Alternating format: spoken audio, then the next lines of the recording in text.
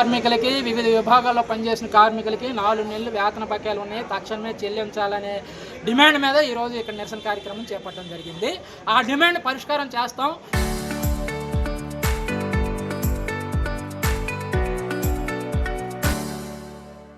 మే 1వ తేదీ నాటికల్లా ఏప్రిల్ నెల వరకు రూపాయితో సహా బకాయి చెల్లింపు చర్యలు చేపడతామని మీ అందరి సమక్షంలో కమిషనర్ గారు హామీ ఇచ్చారు. హామీ రాతపూర్వకంగా ఇవ్వాలా, అమలు చేయాలా? రాతపూర్వకంగా ఇవ్వాలా, అమలు చేయాలా?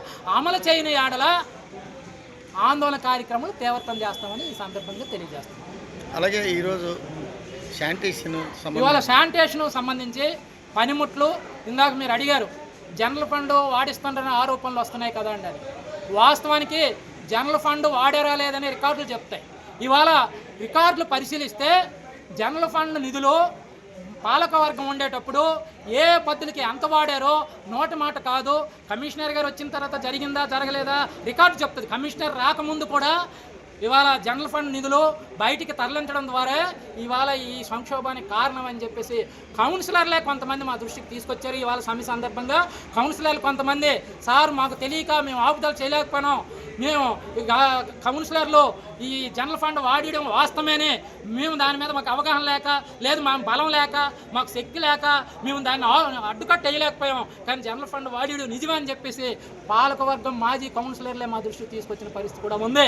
ఆ వాస్తవం ఏంటనేది ఇవాళ అధికార యంత్రాంగం రికార్డులు చెప్తాయి. రికార్డులు పరిశీలిస్తే జనరల్ ఫండ్ వాడారా లేదనేది తెలుస్తాయి. అటువంటి ఆరోపణలు, అటువంటి చర్చలు కూడా ఇవాళ బయట జరుగుతున్నాయి. మీరు అడిగింది వాస్తవమే అని చెప్పేసి మేము అంటున్నాం. అందుకని ఇవాళ పనిముట్ల కోసం కూడా మేము అనేక సందర్భాల్లో చెప్పాం, కార్మికులు బాగా పనిచేయాలంటే పనిముట్లు ఉండాలి. పనిముట్లు సక్రమంగా ఏవీ లేవు, అందుకని పనిముట్లు సరఫరా చేయాలా. ఇది డివిజన్ కేంద్రం, ఇవాళ నియోజకవర్గం కేంద్రం, అది 40 డిపార్ట్మెంట్లు ఉన్నాయి. ఇవాళ 40+ సచివాలయం డిపార్ట్మెంట్లు అదనంగా అన్ని డిపార్ట్మెంట్లు ఇక్కడ ఉన్నాయి. పరిపాలన కేంద్రంగా ఇక్కడ ఉంది.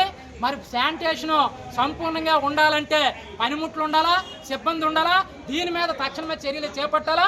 అందుకనే రాష్ట్ర ప్రభుత్వం ఇవాళ సిబ్బందిని పెంచుకుంటూ ఉండడం కోసం, ఈ పనిముట్లు కొరత సృష్టించడం కోసం రాష్ట్ర ప్రభుత్వం ఇవాళ స్టాంపు డ్యూటీలు ఆపిందని చెప్పేసి మా అభిప్రాయం. ఎందుకంటే రాష్ట్ర ప్రభుత్వం నిధులు ఇవ్వకుండా మనలాంటి మున్సిపాలిటీలు ముందుకెళ్ళడం సాధ్యం కాదు.